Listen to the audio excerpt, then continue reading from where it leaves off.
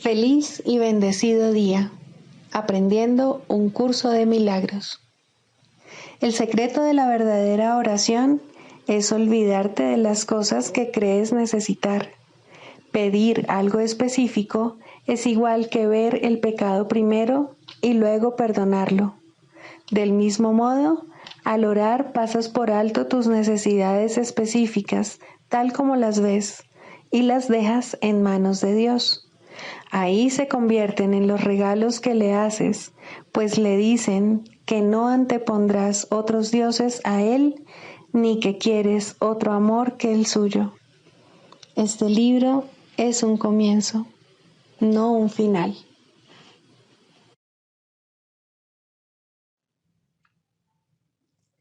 Del prefacio, que postula, párrafo 2. El mundo de la percepción, por otra parte, es el mundo del tiempo, de los cambios, de los comienzos y de los finales. Se basa en interpretaciones, no en hechos. Es un mundo de nacimientos y muertes, basado en nuestra creencia en la escasez, en la pérdida, en la separación y en la muerte. Es un mundo que aprendemos en vez de algo que se nos da. Es selectivo en cuanto al énfasis perceptual, inestable en su modo de operar e inexacto en sus interpretaciones.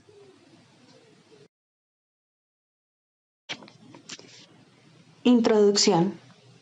Este es un curso de milagros. Es un curso obligatorio. Solo el momento en que decides tomarlo es voluntario. Tener libre albedrío no quiere decir que tú mismo puedas establecer el plan de estudios. Significa únicamente que puedes elegir lo que quieres aprender en cualquier momento dado.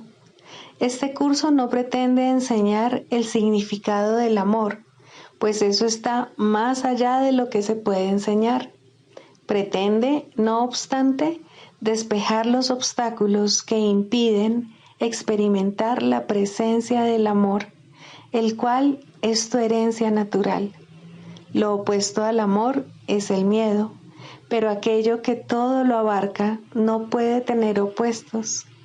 Este curso puede, por lo tanto, resumirse muy simplemente de la siguiente manera. Nada real puede ser amenazado. Nada irreal existe. En esto radica la paz de Dios.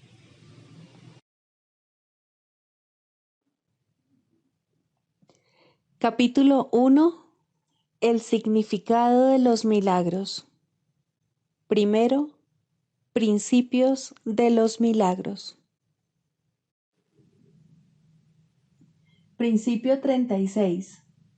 Los milagros son ejemplos de recto pensar que armonizan tus percepciones con la verdad, tal como Dios la creó.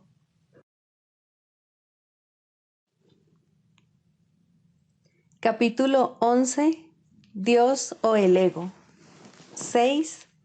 El despertar a la redención. Es imposible no creer en lo que ves, pero es igualmente imposible ver lo que no crees. La percepción se construye sobre la base de la experiencia y la experiencia conduce a las creencias.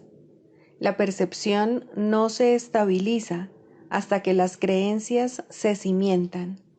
De hecho, pues, lo que ves es lo que crees. Eso es lo que quise decir con dichosos los que sin ver creyeron, pues aquellos que creen en la resurrección la verán. La resurrección es el triunfo definitivo de Cristo sobre el ego, no atacándolo, sino trascendiéndolo.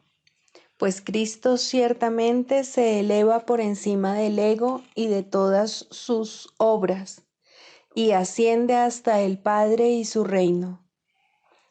¿Qué prefieres? ¿Unirte a la resurrección o a la crucifixión? ¿Condenar a tus hermanos o liberarlos? ¿Te gustaría trascender tu prisión y ascender hasta el Padre? Estas preguntas son todas la misma y se contestan al unísono. Ha habido mucha confusión con respecto a lo que significa la percepción, debido a que la palabra se usa con el significado de conciencia y también con el de interpretación de la conciencia. No obstante, no puedes ser consciente sin interpretar, pues lo que percibes es tu propia interpretación. Este curso es muy claro. Si no lo ves así, es porque estás haciendo interpretaciones contra él y, por lo tanto, no crees lo que dice. Puesto que lo que crees determina tu percepción, no percibes el significado del curso y, consecuentemente, no lo aceptas. Con todo, diferentes experiencias conducen a diferentes creencias y a través de estas a diferentes percepciones, pues las percepciones se aprenden mediante creencias y la experiencia ciertamente enseña. Te estoy conduciendo a una nueva clase de experiencia que cada vez estarás menos dispuesto a negar. Aprender de Cristo es fácil, pues percibir con Él no entraña ningún esfuerzo. Sus percepciones son tu conciencia natural y lo único que te fatiga son las distorsiones que introduces en esta. Deja que sea el Cristo en ti quien interprete por ti y no trates de limitar lo que ves con creencias pueriles indignas del Hijo de Dios, pues hasta que Cristo no sea aceptado completamente, el Hijo de Dios se considerará a sí mismo huérfano. Yo soy tu resurrección y tu vida. Vives en mí porque vives en Dios, y todos tus hermanos viven en ti, tal como tú vives en cada uno de ellos. ¿Cómo ibas a poder, entonces, percibir indignidad en un hermano sin percibirla en ti mismo? ¿Y cómo ibas a poder percibirla en ti mismo sin percibirla en Dios? Cree en la resurrección, porque ésta ya se ha consumado y se ha consumado en ti. Esto es tan cierto ahora como lo será siempre, pues la resurrección es la voluntad de Dios, quien no sabe de tiempo ni de excepciones. Pero no hagas excepciones, o, de lo contrario, no percibirás lo que se ha consumado para ti, pues ascendemos hasta el Padre juntos, como fue en un principio, como es ahora y como será siempre, pues esa es la naturaleza del Hijo de Dios, tal como su Padre lo creó.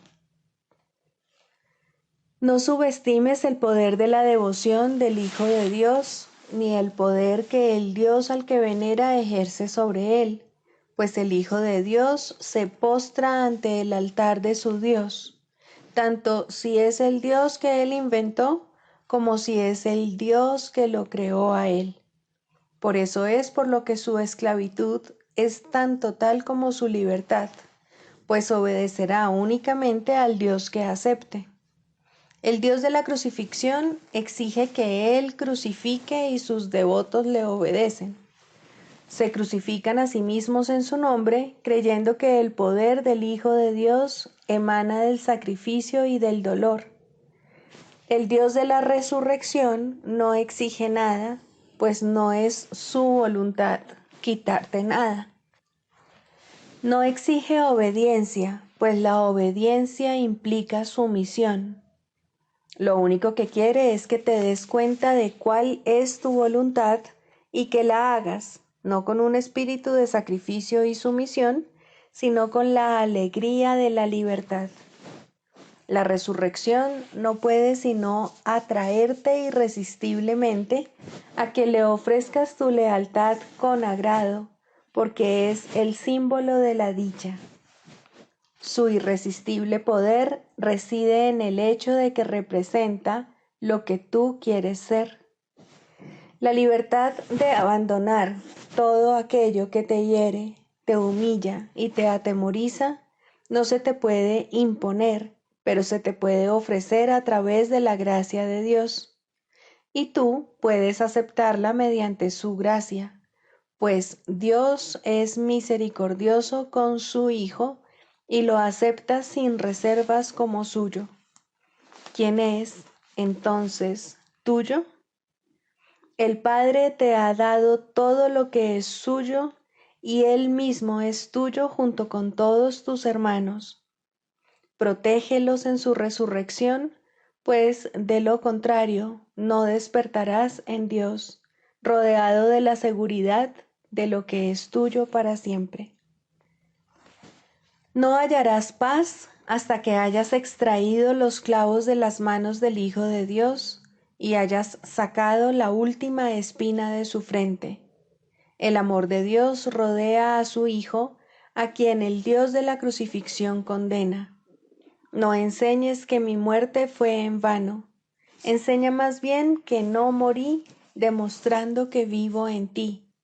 Pues poner fin a la crucifixión del Hijo de Dios es la tarea de la redención, en la cual todo el mundo juega un papel igualmente importante.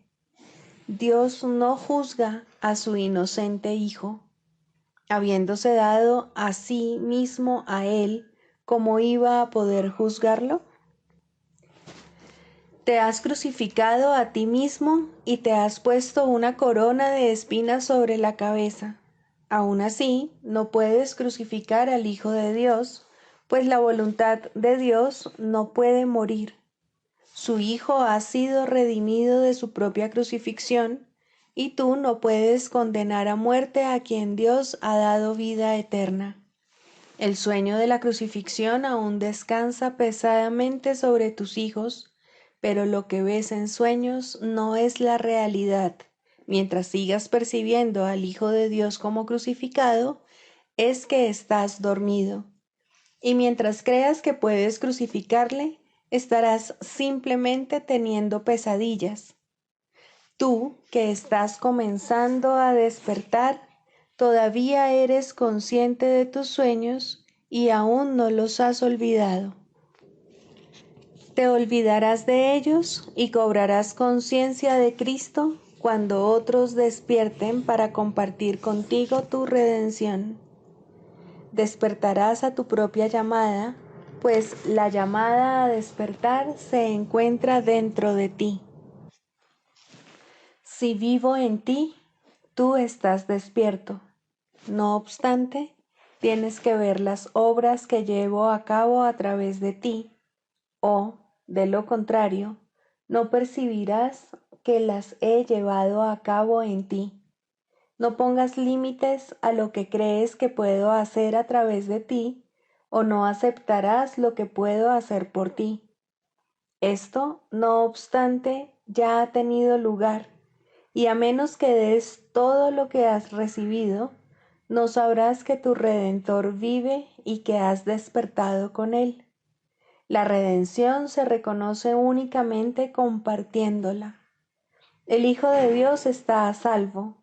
Lleva únicamente esta conciencia a la filiación y tu papel en la redención será tan importante como el mío.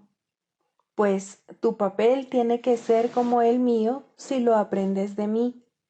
Si crees que el tuyo está limitado, no haces sino limitar el mío.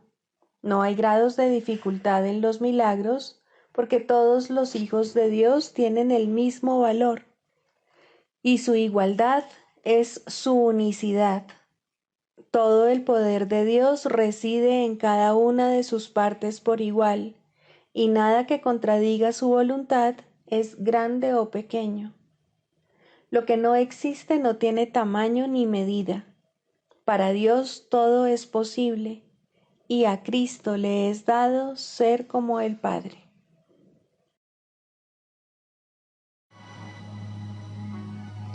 Libro de ejercicios, lección 159. Doy los milagros que he recibido. Nadie puede dar lo que no ha recibido. Para dar algo es preciso poseerlo antes.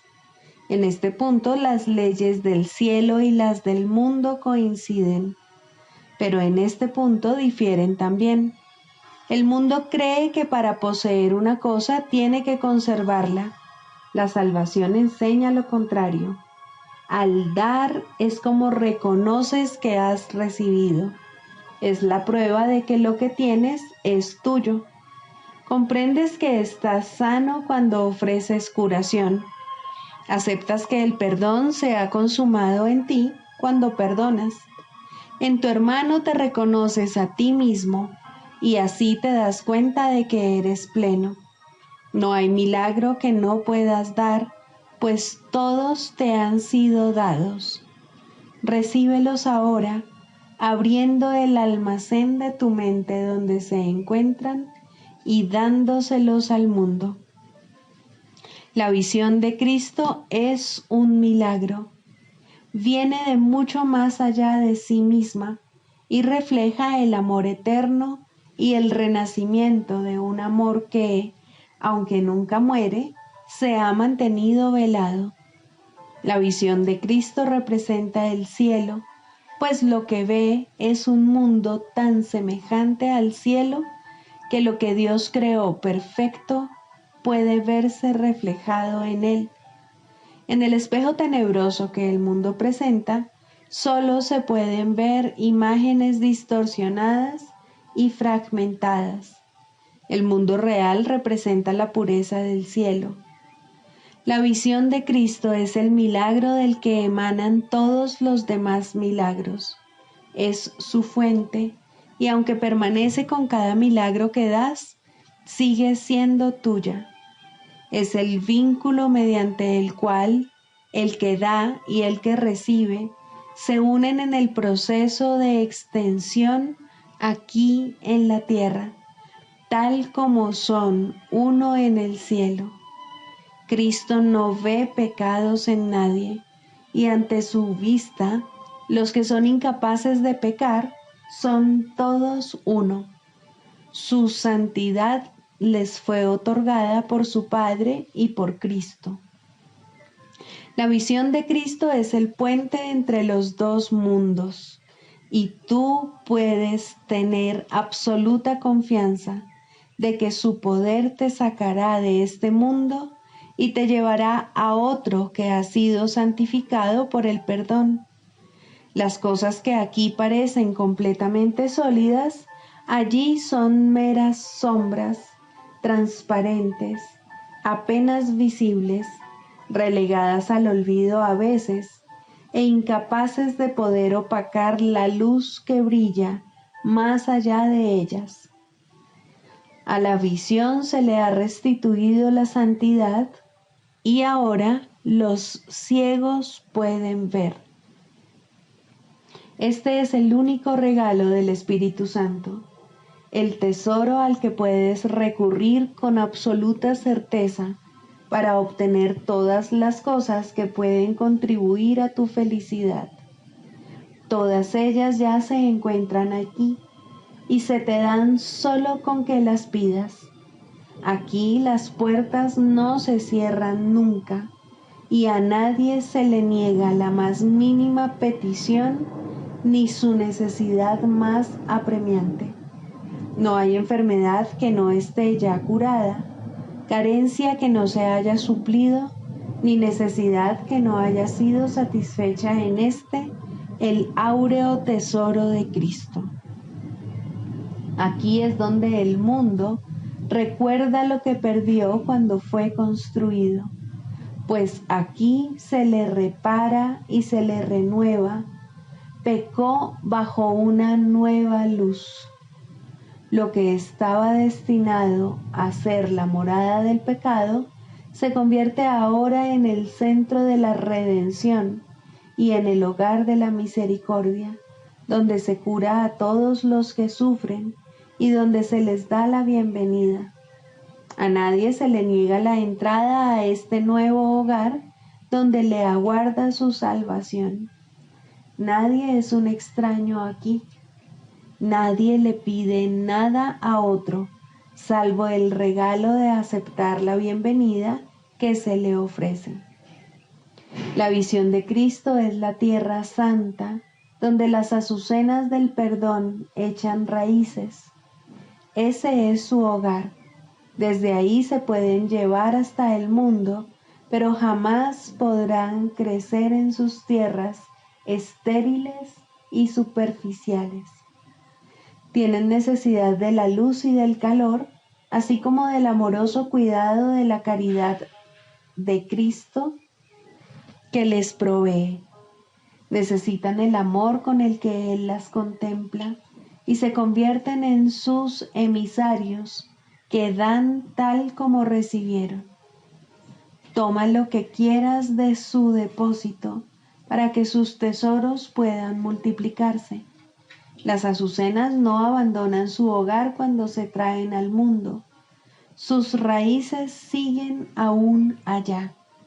No abandonan su fuente, sino que llevan su beneficencia consigo y convierten al mundo en el jardín como aquel del que vinieron y al que retornarán con una fragancia todavía mayor. Ahora son doblemente benditas. Han transmitido los mensajes de Cristo que traían y estos les han sido devueltos, y ellas se los llevan de vuelta gustosamente a Él. Contempla el caudal de milagros desplegándose ante ti para que se los des. ¿No eres acaso merecedor de estos mismos milagros cuando Dios mismo dispuso que se te concediese?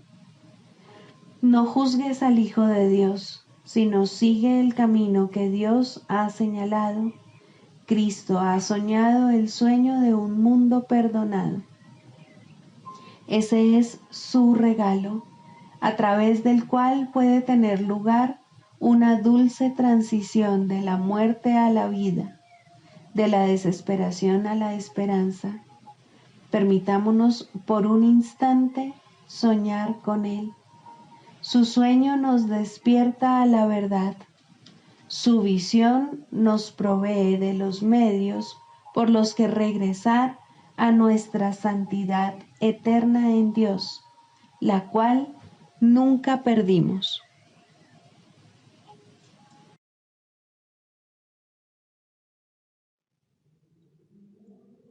Del Manual para el Maestro, pregunta 4. ¿Cuáles son las características de los maestros de Dios? 8. Paciencia. Los que están seguros del resultado final pueden permitirse el lujo de esperar, y esperar sin ansiedad. Para el Maestro de Dios, tener paciencia es algo natural. Todo lo que ve son resultados seguros que ocurrirán en un momento que tal vez aún le sea desconocido, pero que no pone en duda. El momento será tan apropiado como la respuesta. Y esto es verdad con respecto a todo lo que ocurre ahora u ocurra en el futuro. En el pasado no se produjeron tampoco errores, ni ocurrió nada que no sirviese para beneficiar al mundo, así como aquel a quien aparentemente le ocurrió. Tal vez esto no se entendió así en su momento. Con todo, el Maestro de Dios está dispuesto a reconsiderar todas sus decisiones pasadas, si éstas le están causando dolor a alguien. Tener paciencia es algo natural para aquellos que tienen confianza. Seguros de la interpretación final de todas las cosas en el tiempo, ningún resultado, ya visto o por venir, puede causarles temor alguno.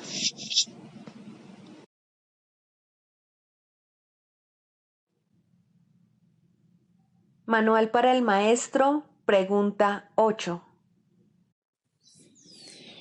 ¿Cómo puede evitarse la percepción de grados de dificultad? La creencia de que existen grados de dificultad es la base de la percepción del mundo. Dicha creencia se basa en diferencias, en un trasfondo desigual y en un primer plano cambiadizo, en alturas disparejas y en tamaños variados, en grados variables de obscuridad y luz y en miles de contrastes en los que cada cosa vista compite con las demás para sobresalir. Un objeto más grande eclipsa a otro más pequeño. Una cosa más brillante llama más la atención que otra con menos poder de atracción. Y una idea más amenazante o una que se considera más deseable de acuerdo con las normas del mundo trastorna completamente el equilibrio mental. Lo único que los ojos del cuerpo pueden contemplar son conflictos. No recurras a ellos en busca de paz y entendimiento. Las ilusiones son siempre ilusiones de diferencias. ¿Cómo podría ser de otra manera? Una ilusión es por definición un intento de que algo que se considera de suma importancia sea real, si bien se reconoce que es falso. La mente, por consiguiente, trata de hacerlo real, movida por su intenso deseo de conseguirlo. Las ilusiones son parodias de la creación, intentos de hacer que las mentiras sean verdad. La mente, al considerar a la verdad como algo inaceptable, se subleva contra ella y se otorga a sí misma una ilusión de victoria. Y al considerar a la salud como un agobio, se refugia en sueños febriles.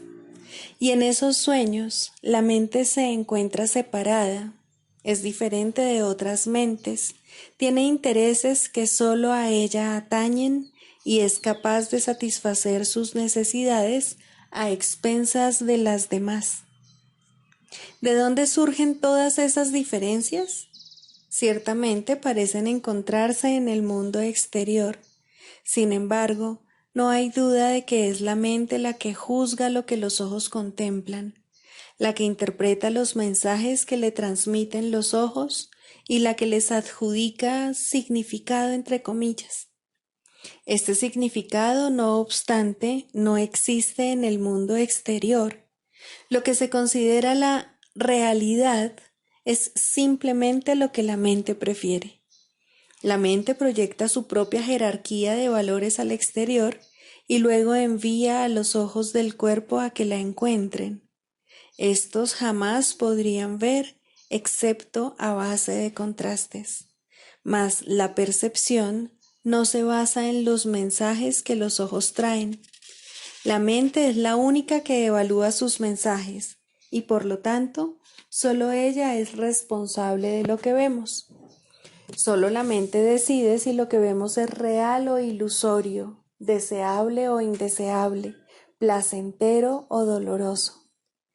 En las actividades de selección y categorización que la mente lleva a cabo es donde se producen los errores de percepción, y ahí es donde debe efectuarse la corrección. La mente clasifica aquello de lo que los ojos del cuerpo le informan, de acuerdo con sus valores preconcebidos, y determina cuál es el lugar más apropiado para cada dato sensorial. ¿Qué base podría ser más defectuosa que esta? Sin darse cuenta de ello, ha pedido que se le proporcione lo que se ajusta a estas categorías. Y una vez que ha hecho esto, concluye que las categorías no pueden sino ser ciertas. Esta es la base de todos los juicios que establecen diferencias, porque los juicios que el mundo emite descansan sobre ella. ¿Cómo se iba a poder depender de este razonamiento confuso y absurdo? No puede haber grados de dificultad en la curación por el simple hecho de que toda enfermedad es una ilusión. ¿Sería acaso más difícil desvanecer la creencia que tiene un demente en una alucinación mayor que la que tiene en una más pequeña? ¿Podría reconocer más rápidamente la irrealidad de una voz estridente que la de una voz agradable?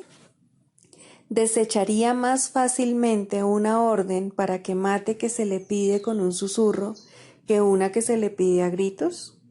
¿Y afectaría el número de tridentes que tienen los diablos que él ve la credibilidad de estos en su percepción? Su mente ha calificado todas esas ilusiones de reales y, por lo tanto, son reales para él. Cuando se dé cuenta de que no son más que ilusiones, desaparecerán. Y lo mismo ocurre con la curación. Las propiedades de las ilusiones que hacen que éstas parezcan diferentes entre sí son realmente irrelevantes, pues sus propiedades son tan ilusorias como ellas mismas. Los ojos del cuerpo continuarán viendo diferencias, pero la mente que se ha permitido a sí misma ser curada dejará de aceptarlas. Habrá quienes parezcan estar más enfermos que otros, y los ojos del cuerpo informarán, como antes, de los cambios que se produzcan en su aspecto. Mas la mente curada los clasificará a todos de la misma manera, como irreales.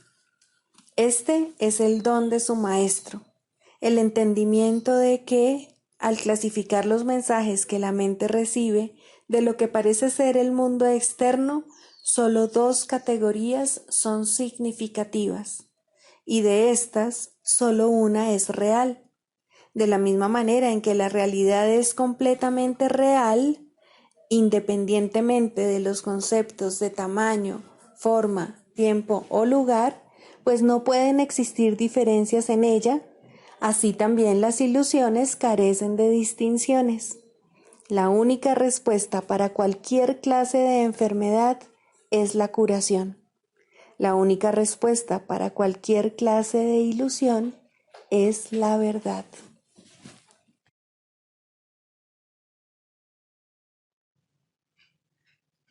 Clarificación de términos. El perdón, la faz de Cristo. El perdón es el medio que nos lleva a Dios y que nos permite alcanzarle, mas es algo ajeno a Él. Es imposible concebir que algo creado por Él pueda necesitar perdón. El perdón, entonces, es una ilusión, pero debido a su propósito, que es el del Espíritu Santo, hay algo en ella que hace que sea diferente. A diferencia de las demás ilusiones, nos aleja del error en vez de acercarnos a él. Al perdón podría considerársele una clase de ficción feliz, una manera en la que los que no saben pueden salvar la brecha entre su percepción y la verdad. No pueden pasar directamente de la percepción al conocimiento, porque no creen que esa sea su voluntad. Esto hace que Dios parezca ser un enemigo en lugar de lo que realmente es, y es precisamente esta percepción de mente la que hace que no estén dispuestos a simplemente ascender y retornar a Él en paz. Y de este modo necesitan una ilusión de ayuda, porque se encuentran desvalidos, un pensamiento de paz porque están en conflicto. Dios sabe lo que su Hijo necesita antes de que Él se lo pida. Dios no se ocupa en absoluto de la forma, pero al haber otorgado el contenido, su voluntad es que se comprenda, y eso basta. Las formas se adaptan a las necesidades, pero el contenido es inmutable, tan eterno como su creador. Antes de que el recuerdo de Dios pueda retornar, es necesario ver la faz de Cristo. La razón es obvia. Para ver la faz de Cristo se requiere percepción. El conocimiento no es algo que se pueda ver, pero la faz de Cristo es el gran símbolo del perdón, es la salvación, es el símbolo del mundo real. El que la ve deja de ver el mundo. Está tan cerca ya del umbral del cielo como es posible estar mientras aún esté afuera. Mas desde ahí, un paso más basta para entrar. es el paso final y ese se lo dejamos a Dios. El perdón es un símbolo también, pero en cuanto que símbolo exclusivo de la voluntad del Padre, no puede ser dividido. Y así, la unidad que refleja se convierte en su voluntad. Eso es lo único que aún está en el mundo en parte y que, al mismo tiempo, es el puente que conduce al cielo. La voluntad de Dios es lo único que existe. Lo único que podemos hacer es pasar de la nada al todo, del infierno al cielo. ¿Es esto una jornada? No, en verdad no lo es, pues la verdad no va a ninguna parte. Pero las ilusiones cambian según el lugar o la época. El paso final no es más que otro cambio. Por ser una percepción, es en parte irreal. Sin embargo, esa parte desaparecerá. Lo que entonces quedará será la paz eterna y la voluntad de Dios. Ahora ya no hay deseos, pues los deseos cambian. Incluso lo que una vez se deseó puede volverse indeseable. Esto es así porque el ego jamás puede estar en paz. Pero la voluntad es constante por ser el don de Dios, y lo que Él da es siempre como Él mismo. Este es el propósito de la faz de Cristo. Es el regalo de Dios para la salvación de su Hijo. Contempla únicamente esto y habrás sido perdonado. Cuán hermoso se vuelve el mundo en ese instante en el que ves la verdad acerca de ti mismo reflejada en Él. Ahora estás libre de pecado y contemplas tu impecabilidad. Ahora eres santo y así lo percibes.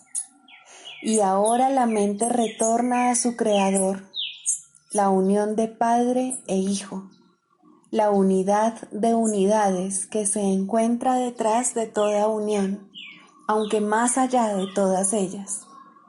No se ve a Dios, sino que únicamente se le comprende. No se ataca a su Hijo, sino que se le reconoce.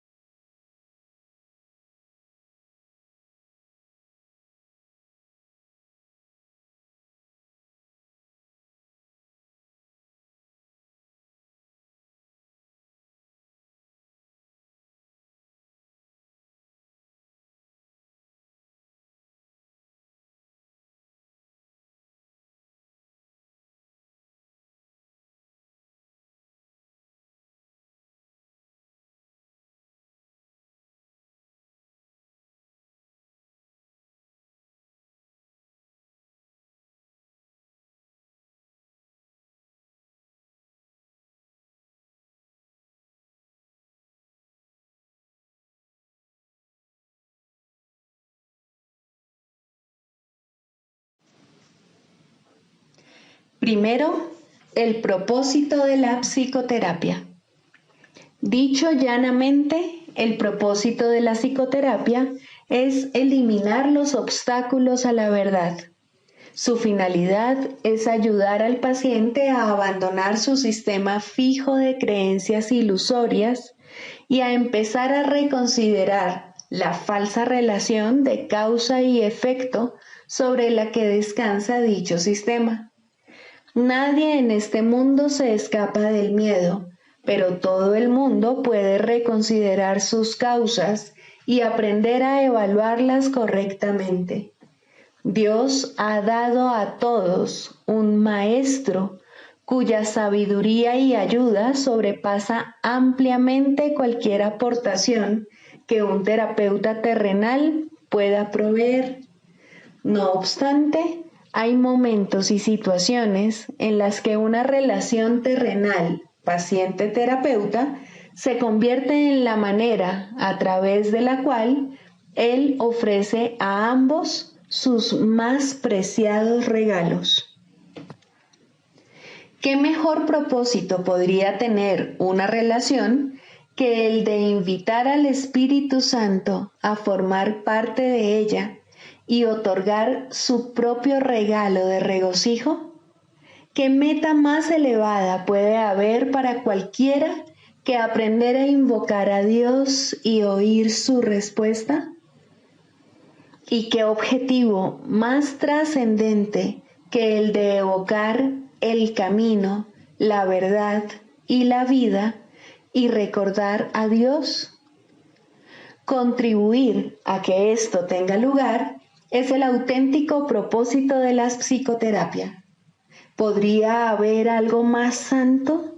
Pues la psicoterapia, si se entiende correctamente, enseña el perdón y ayuda al paciente a reconocerlo y a aceptarlo. Y en su curación, el terapeuta es perdonado junto con él. Todo aquel que necesita ayuda, sin importar la forma de su desasosiego, se está atacando a sí mismo y, consecuentemente, su paz interior sufre. Estas tendencias a menudo se describen como autodestructivas y, con frecuencia, el mismo paciente las considera así. De lo que no se da cuenta y necesita aprender es que ese yo que puede atacar y que también puede ser atacado es un concepto que él mismo ha inventado. Aún más, lo atesora, lo defiende y en ocasiones incluso está dispuesto a sacrificar su vida por él, pues lo considera su propio ser y ve a ese yo a merced de otros, reaccionando a fuerzas externas tal como éstas exigen e indefenso ante el poderío del mundo. La psicoterapia, entonces, debe restablecer en su conciencia la capacidad de poder tomar sus propias decisiones. Debe llegar a estar dispuesto a invertir su manera de pensar y a entender que aquello que él creyó que proyectaba sus efectos sobre él fue causado por sus propias proyecciones sobre el mundo. Por ende, el mundo que ve no existe. Hasta que no acepte esto, al menos en parte, el paciente no podrá considerarse a sí mismo como verdaderamente capaz de tomar decisiones y luchará contra su libertad al creer que es su esclavitud. El paciente no necesita creer que Dios es la verdad para avanzar en el camino de la salvación, pero debe comenzar a distinguir la verdad de la ilusión, reconociendo que no son lo mismo, así como a estar paulatinamente más dispuesto a ver las ilusiones como algo falso y a aceptar que la verdad es verdad. A partir de ahí, su maestro lo llevará tan lejos como él esté dispuesto a ir. La psicoterapia tan solo puede ahorrarle tiempo. El Espíritu Santo utiliza el tiempo como lo estima más conveniente y Él nunca se equivoca. Bajo su dirección, la psicoterapia es uno de los medios que Él emplea para ahorrar tiempo y para preparar maestros adicionales para su obra. La ayuda que Él comienza y dirige es ilimitada. Sea cual sea la ruta que el Espíritu Santo elija, toda psicoterapia conduce finalmente a Dios, mas esta decisión se le deja a Él. Todos somos sus psicoterapeutas, pues quiere que todos seamos sanados en Él.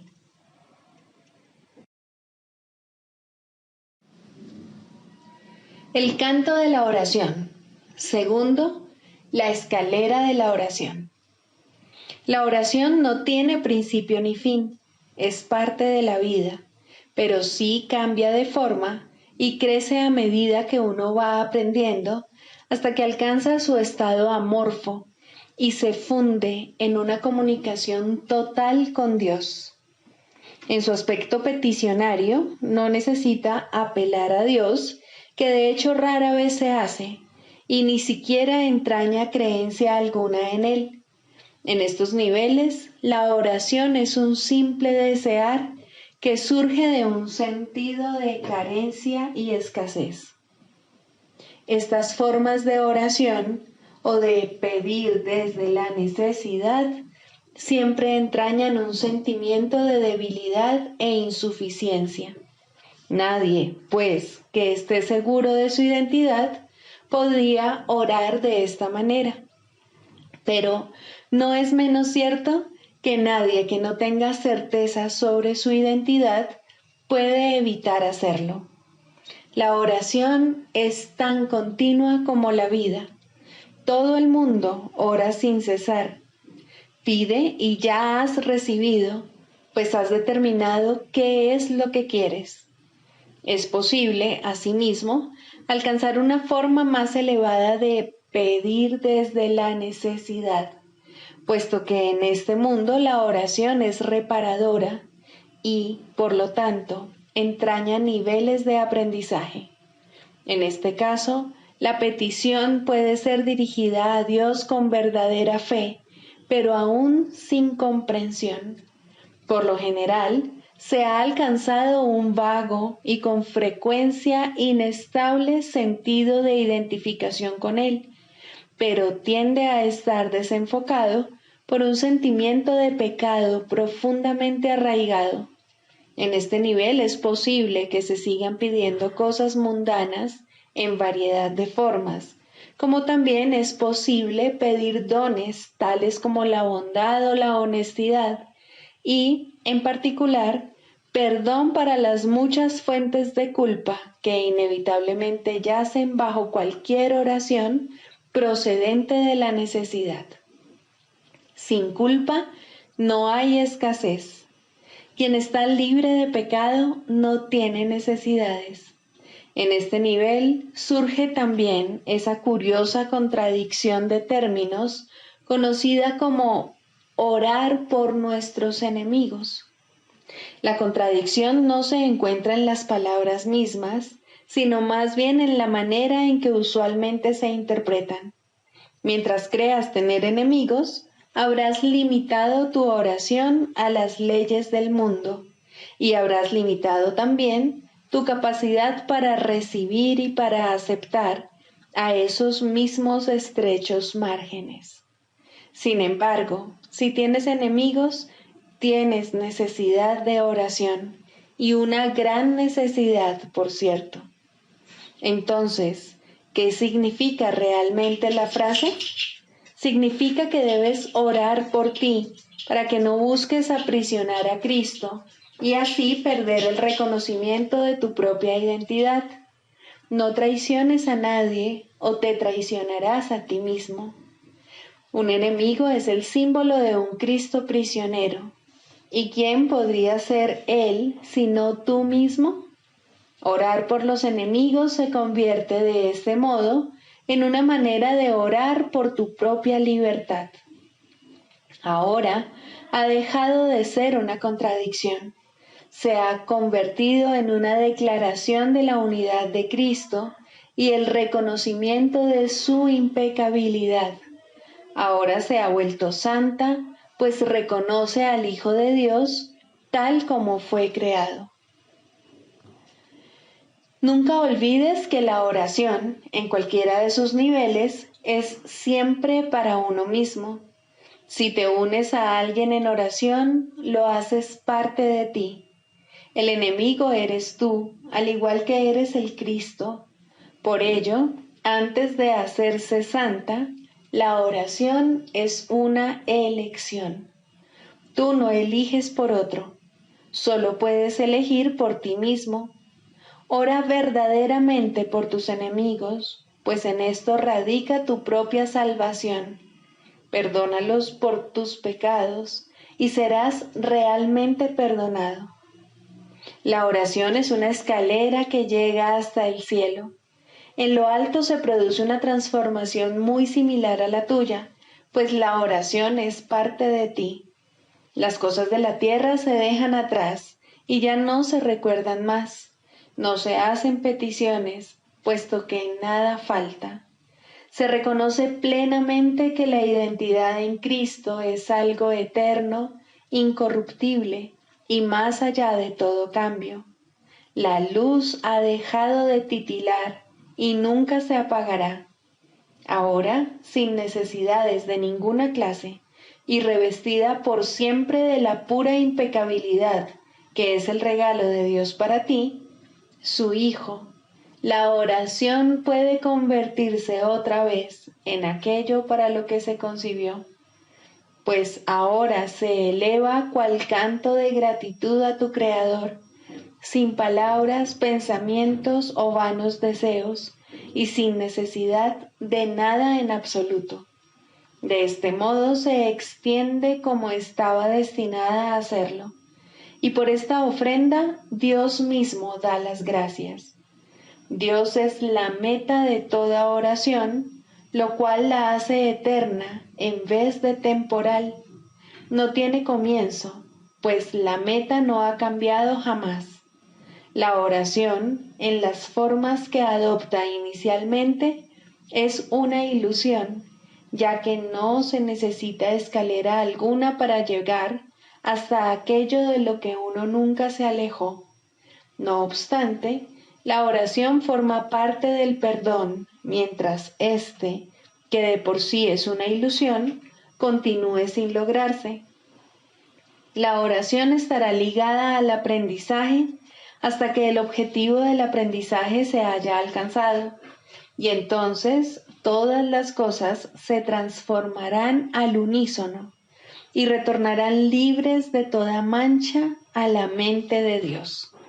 Al encontrarse más allá de lo que se puede aprender, este estado es indescriptible. Es necesario, no obstante, entender las etapas por las que hay que pasar para su obtención, si la paz ha de ser restaurada en el Hijo de Dios, quien vive ahora en la ilusión de la muerte y el temor de Dios.